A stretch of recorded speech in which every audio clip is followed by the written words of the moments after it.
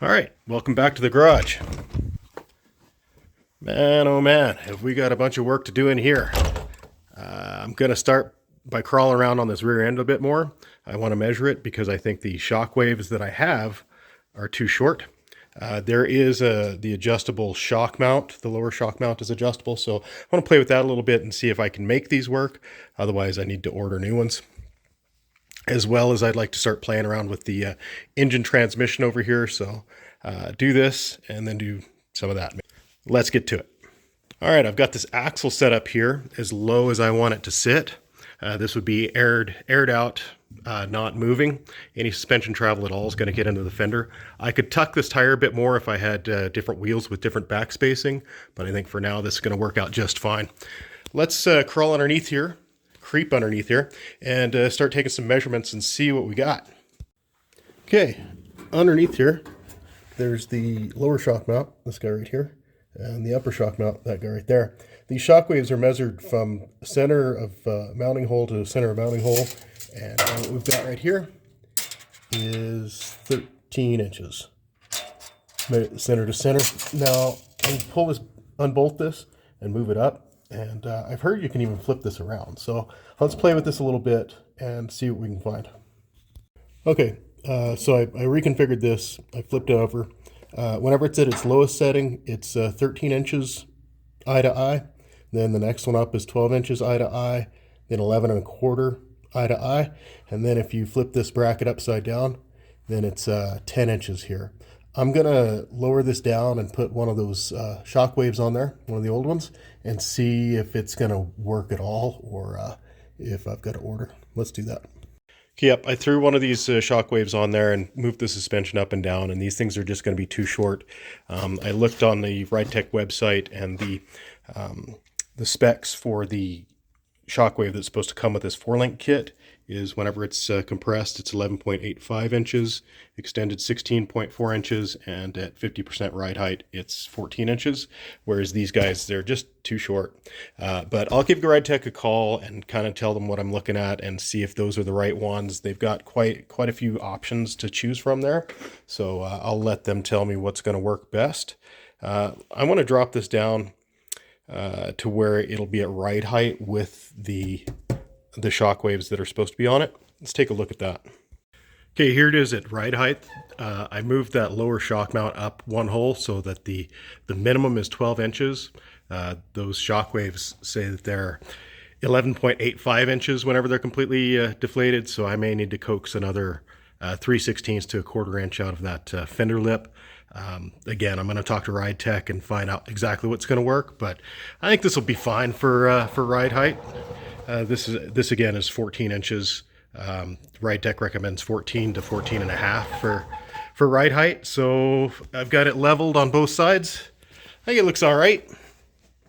I'm gonna jump over and do something else now. Now what I'd like to do is take that subframe and mount that underneath it and finish mocking up all of this air ride stuff. But I think I've got to do some more head scratching and planning and maybe even buy some components to go along with that, as well as talk to RideTech, like I said. So I'm going to jump over and start playing with this engine and transmission. What I want to do is pull this transmission off there, maybe take that 5-speed and mock it up and know exactly where I need to drill the hole for the shifter to come through. So let's start doing some of that. Okay, I've got the subframe up on jack stands here at the back, and I'm starting to unbolt this thing. I took the inspection cover off there and ran into something kind of interesting. I get up under here. I want to take these torque converter bolts off, but I think they're already loose. That one's loose. This one over here is loose. See that guy just moving around in there, just wiggling around. I mean, it's got a nut on the back side of it. I always thought these things had a weld nut welded to them, but I guess not. Anyway, I should probably support the back of the engine in some fashion. I was thinking about stacking blocks underneath it to support it, but my buddy Al loaned me an engine stand and a cherry picker. I might throw that guy together real quick and use that to hold the engine up while I pull this off. Anyway, let's do that.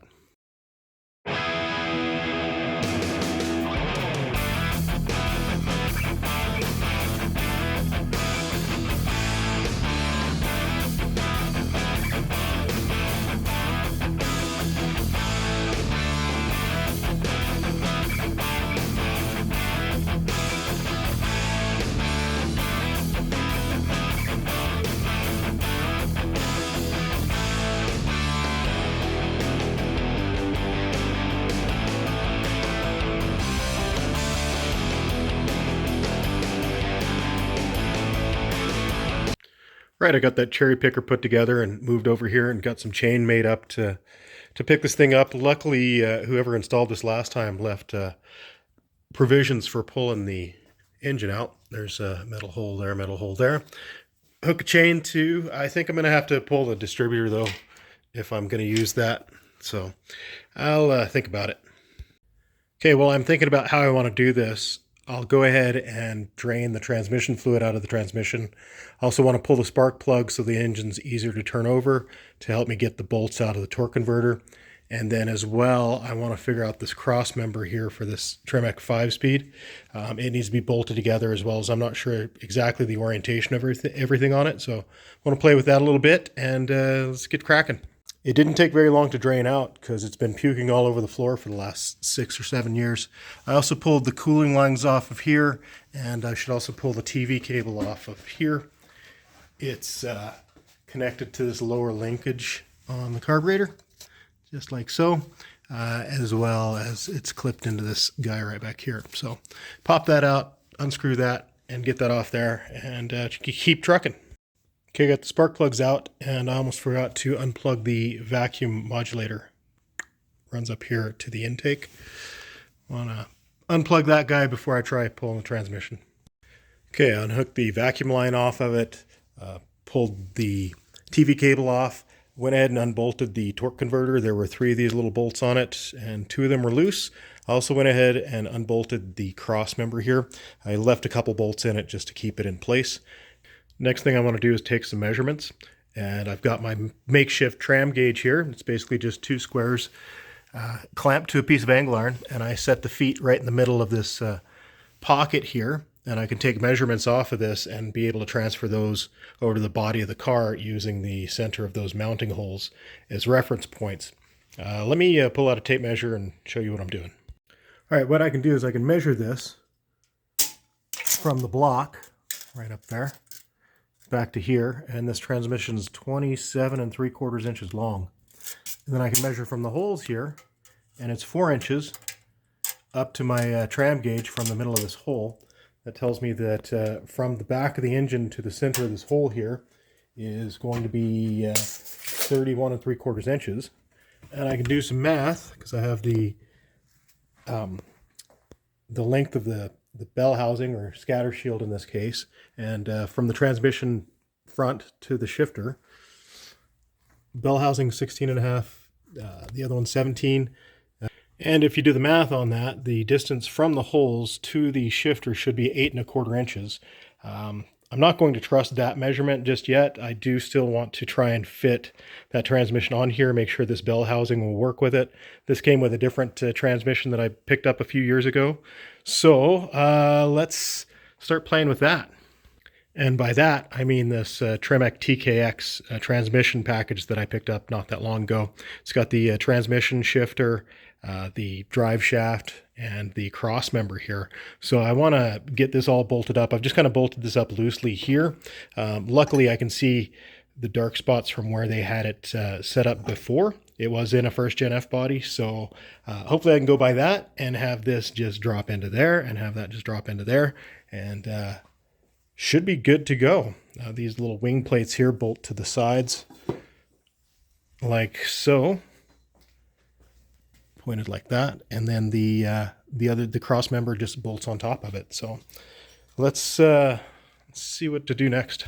Okay, I've got the cross member and the mount just loosely bolted to the transmission here. I've reconfigured my little sled to be able to move around real easy. Next thing I want to do is I want to pull this clutch apart. This clutch and this bell housing came with a Borg-Warner Super T10 4-speed that I have over on the shelf there. Bought that off Kijiji a few years ago and was going to use that, but might have other plans. The clutch that came with it, I don't know anything about this clutch. It looks kind of aggressive. I don't know if it's going to work with the hydraulic throwout bearing that I have, but those are questions that'll be answered with time. If you know anything about this, or whether this is good or this is bad, or whether I should throw it out, please let me know. Here's the clutch plate that came with the Tremec TKX. You can see it's got a little bit of wear on it, but it's not in rough shape, I don't think, anyway. I want to see if it'll fit this clutch, and it looks like it will. So that's a step in the right direction. Anyway, I want to pull that apart and have that flywheel ready to go on, see if it fits or not as we pull this apart. Okay, here's that clutch pulled apart here. It's not the greatest looking thing. I'm not crazy about it. Here's the pressure plate. It's got some wear on it for sure. And then if we take a look at the flywheel, my flywheel's got some pretty good cracks in it. It's kind of all the way around here. I don't know if you can see that or not, but like this guy right up here, it's got a good crack all the way across it. So I think I'm going to end up just getting a new flywheel, new clutch, and new bell housing. I think this thing's dirty and old, and this guy here is new and shiny. I just went and picked this up today. So let's pull this out of the box and take a look at it. All right, what I got here is the Lakewood LK4000K aluminum bell housing for Chevrolet. It's a kit, comes with the bell housing, the inspection shield, bolts for the transmission, and bolts for this guy, as well as a boot, rubber boot for the clutch linkage, which I'm going to use a hydraulic, so I'm not sure how that's going to play in, but I went ahead and bolted it up over here. Look at that. That's a sexy beast. I think that's going to be way better than that ugly thing that I had over there.